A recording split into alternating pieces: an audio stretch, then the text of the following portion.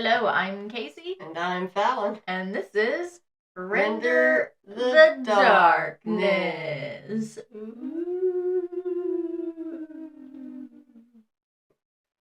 On to your fun fact for this episode, which is actually pretty interesting. Wearing a tie can reduce your blood flow to the brain by 7.5%.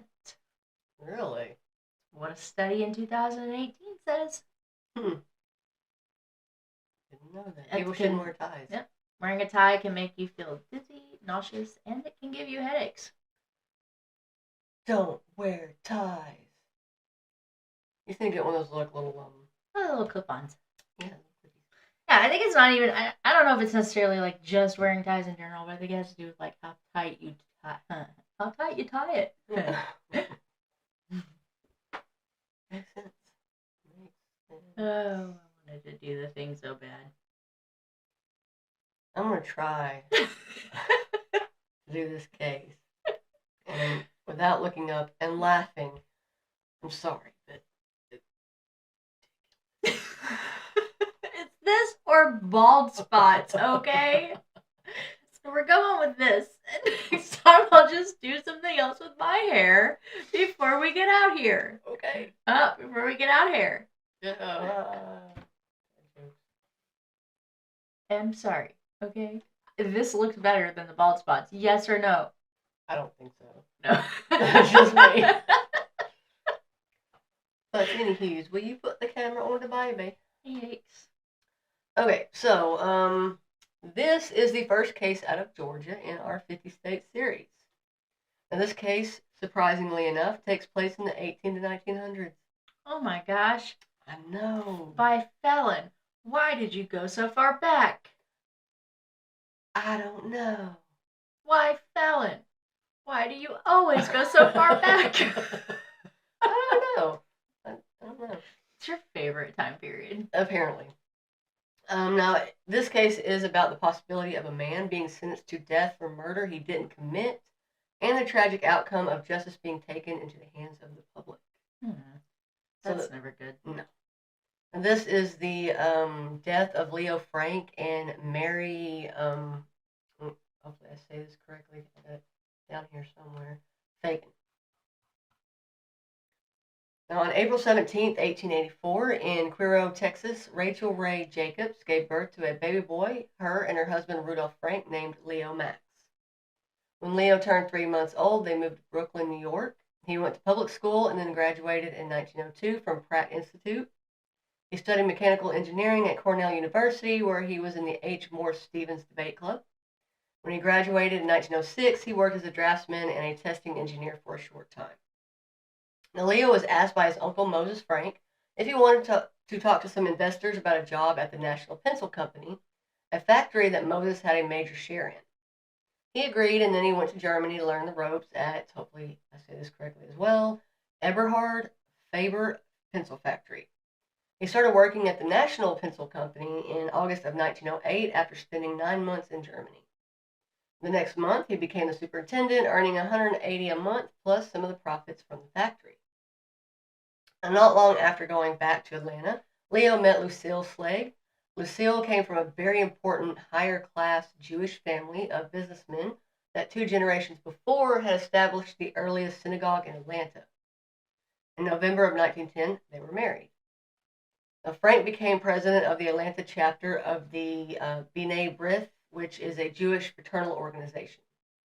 Atlanta held the largest Jewish community in the southern United States around this time, and even though the southern United States wasn't exactly known for having hostility towards the Jewish community, but with Frank's culture joined with his Jewish faith gave people the impression that he wasn't like them. On April 27, 1913, close to 3 p.m., Newt Lee, who was the night watchman at the pencil company, went to the basement with a lantern to go to the bathroom. On his way, he noticed an object that looked an awful lot like a person, and he immediately went to call the police, who got there about 10 minutes later. And when they got to the body, they were able to tell that it was a female and that her skull had been caved in and covered in blood, and there was a piece of rope wrapped around her neck. Her dress had been pulled up, and a piece of her petticoat was also wrapped around her neck. Her face had been badly beaten, her underwear had been pulled down and ripped and were covered in blood as well. She was covered in dirt and ash, and the police believed that she had tried to fight off her attacker. A co-worker that was called to the scene identified the body as Mary Phagan, who was a 13-year-old girl that worked at the factory. Sources say that she had been laid off because of material shortages, and she had gone to the factory to get her last payment. Did you say a 13-year-old girl who worked at the factory? Yes. Oh my gosh. I guess back in the day, like, whenever kids were young, they went and got jobs to help the family. Yeah, that's just probably a big reason why there's so many child labor laws and stuff. Yes. The police found a door that led to the alley that someone had messed with in a way that it could be opened without being unlocked. Later during the investigation, they found bloody fingerprints on the door, and they found a pipe that had been used as a crowbar. They found 2 notes that were by Mary's head that were on yellow paper. One seemed to suggest who the murderer was, and it stated, "A long, tall Negro black that who it was." And the other seemed like the person that wrote the notes was told to try and make it look like somebody else had done it. And it had stated, he would love me, play like a night witch, did it, but that long, tall black Negro did by himself. Now, at first, the police didn't really think much of the notes, but they would become important later in the investigation. Now, unfortunately, some of the evidence at the scene was mishandled. There was a trail that led from the elevator shaft in the dirt where police thought that Mary had been dragged, but it had been walked all over, and they didn't know who all had walked in the area, but the police did think that the trail was made by Lee moving the body. Now let's talk a little bit about Mary Phagan. Unfortunately, there isn't a lot out there that I could find, but what we do know is she was born on June 1st, 1899, to William Joshua Phagan and Frances Benton in Florence, Alabama, and she was the youngest of 5 children. Her parents married in 1891 in Cobb County, Georgia, and in 1895 the family moved to Alabama so Joshua could work for his dad. Now, unfortunately, Mary would never get to know her dad because just 3 months before she was born, he passed away. And not too long after she was born, her mother moved the family back to Georgia. And Mary had a pretty close relationship with her family and loved the fact that she was the youngest. She would often sign letters to her mother as your baby. She was almost 5 foot tall, had reddish brown hair, and had fair skin. Her mother would describe her as heavy set but pretty. Now, Lee was arrested that morning, and one of Mary's friends was as well, but they were both ruled out as suspects. The following Monday, the police started to believe that Mary was killed on the 2nd floor close to Leo Frank's office because they found hair that matched Mary's as well as blood on the lathe. On that Sunday, the police and Lee tried to get in contact with Leo by telephone but were unable to. The police finally got a hold of him and he agreed to meet them. When Leo showed up, he was acting really nervous and claimed that he didn't know the name Mary Phagan and would have to look at his payroll. Now, he would walk them through the factory, and they took him to the morgue to see Mary's body, and then he was allowed to go home.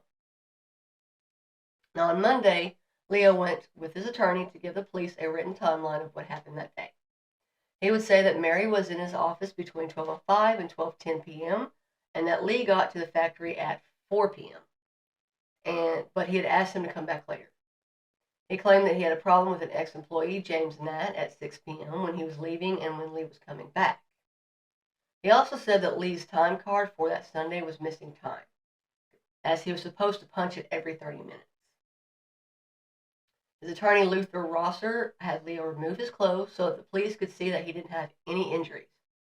The suit that he wore that day was also examined, and there wasn't any blood on it, and they didn't find any on his clothing or any other evidence at his home. Now, Leo Franks hired Harry Scott from the Pinkerton National Detective Agency to prove that he was innocent. The detectives had to provide copies of any evidence that they found to the police, even if it was damaging to Leo. John Black went to Lee's home on Tuesday, April 29th, to see if he could find any evidence. He would find a shirt at the bottom of a burn barrel that had blood on it all the way up to the armpit. But John Black thought that the shirt had been planted because it didn't smell used. and he thought that Leo had something to do with it, so Leo Frank was arrested on April 29th, 1913, because of suspicion and because he was the last person to see Mary alive. On May 1st, a man named Jim Conley was arrested after people had seen him washing a blue work shirt covered in red stains. The police were able to verify that it was rust and not blood. He was still being held in jail 2 weeks after he had given his first statement after the murder. He claimed that on the day of the murder, he wasn't at the factory, that he was out drinking in the saloons. They questioned that story when someone said that they had seen a black man in dark blue clothes and a hat in the lobby that day. They would also learn that his spelling and the spelling in the notes were very similar. On May 24th, he would admit that he wrote the notes at the request of Leo Franks on the day before the murder.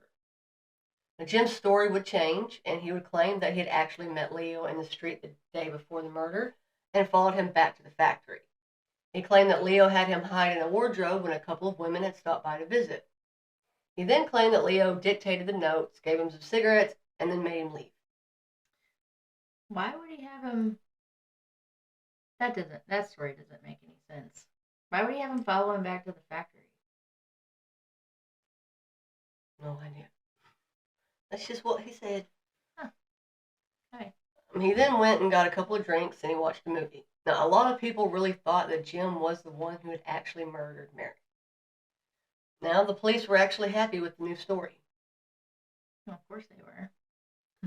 On July 28th, the trial started at the Fulton County Superior Court.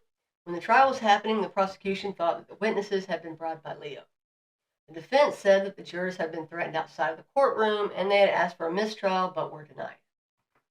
At the end of the trial, and after all the evidence was presented, the jurors were to deliberate. The judge was worried that if Leo was acquitted, that him and his lawyers would be in danger. So they were not there when the verdict was read. On August 25th, 1913, the jury took less than 4 hours to deliberate and came back with a unanimous guilty verdict. On August 26th, the judge sentenced Leo to death by hanging on October 10th.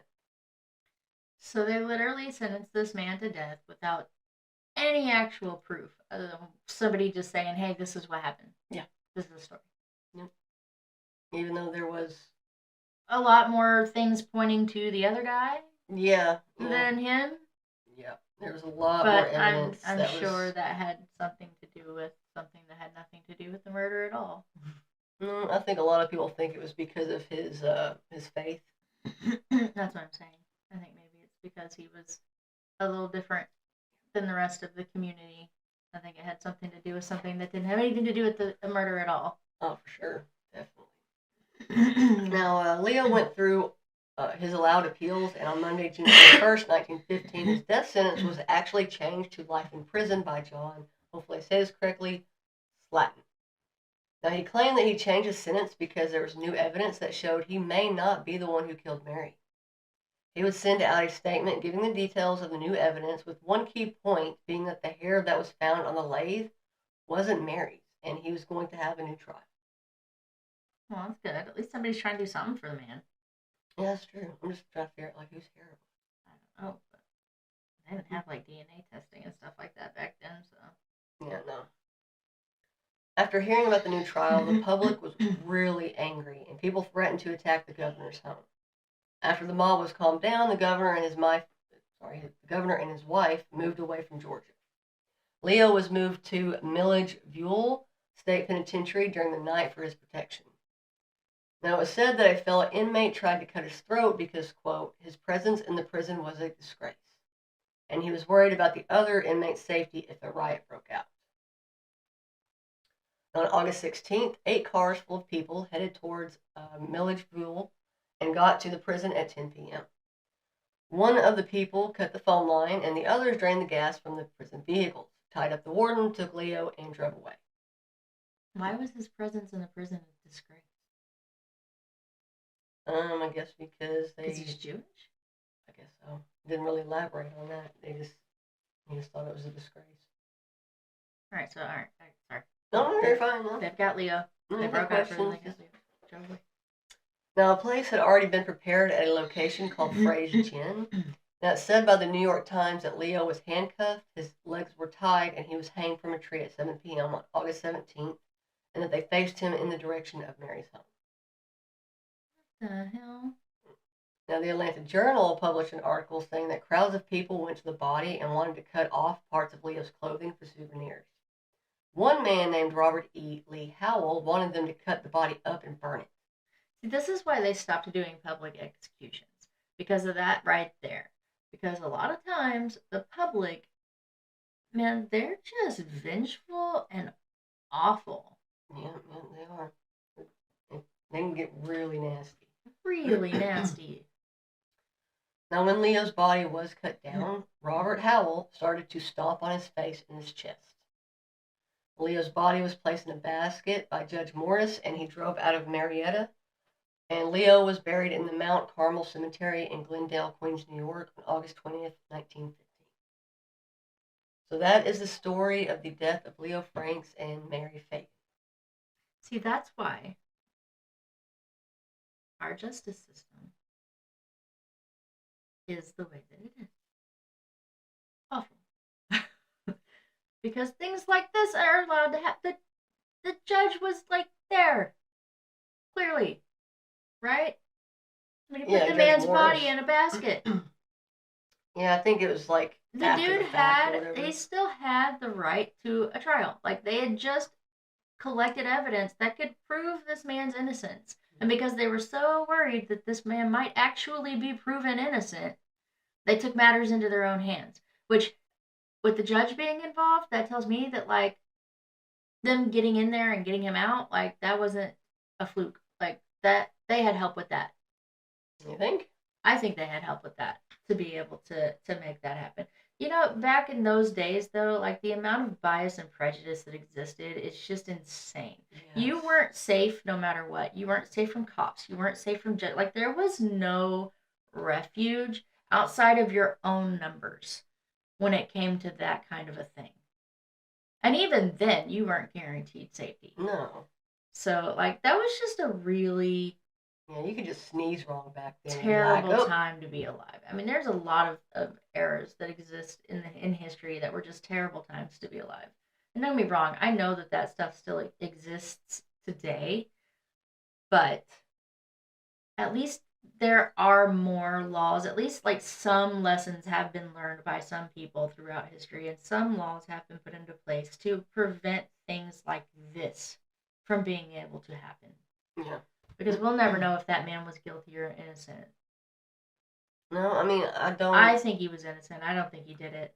Yeah, I was going to say, I mean, like, given the stuff that I read and everything, and the fact they didn't find any blood, there's no evidence on him, there's no evidence in his home, but they found a bloody t-shirt in the other person's home, and, you know, his writing matched the other writing. It's and like, the guy didn't even stick to the same story. Like, he had two different stories. No, so...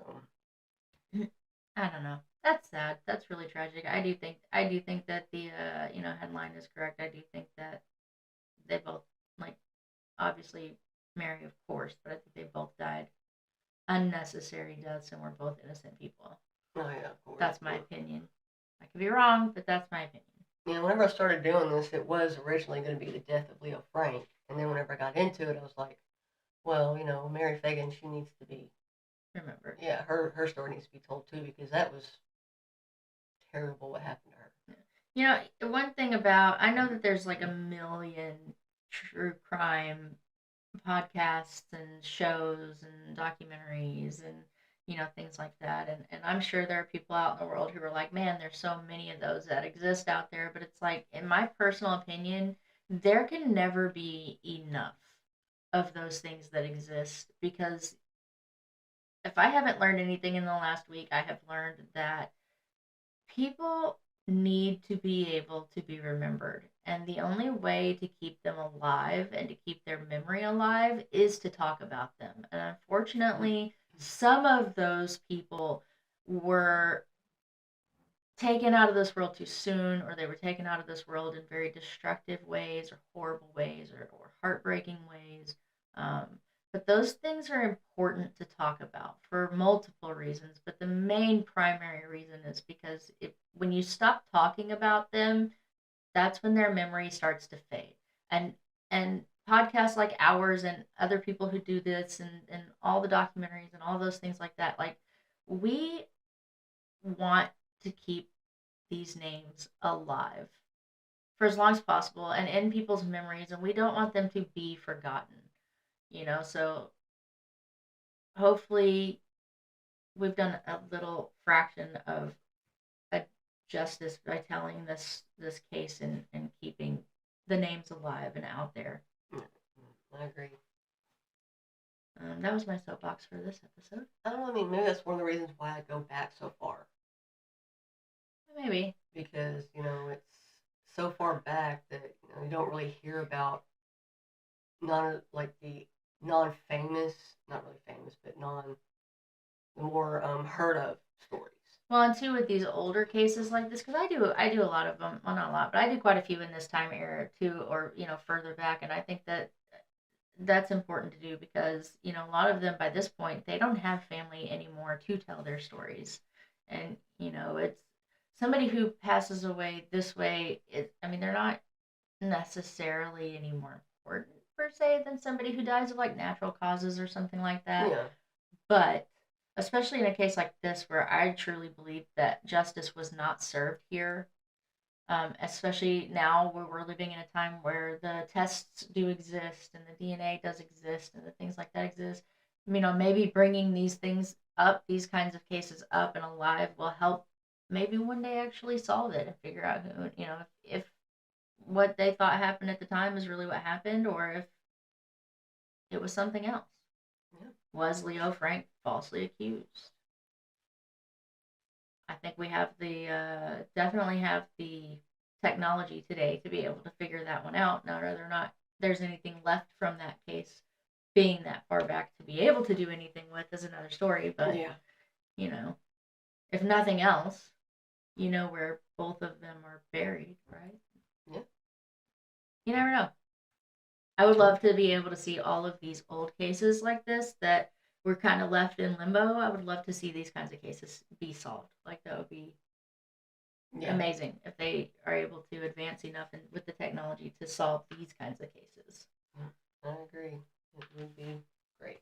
So thank you for sharing that and bringing Leo Frank and Mary Phagan's names back to life. Very well. For a minute. For 23 minutes. So that is our case for today. Thank you for listening. Thank you for being here. If you like what we do, please like, share, follow, send us an email, send us a comment. Say, hey. Hey. We'll say hey back. What you doing? We will. They say something weirder. Yeah. You never know. I promise my hair won't look like this next time. I just couldn't stand the bald spot. Okay, I'm not bald. I'm not even 40. I'm not bald. Shut up, Fallon. I'll leave it alone until the week after.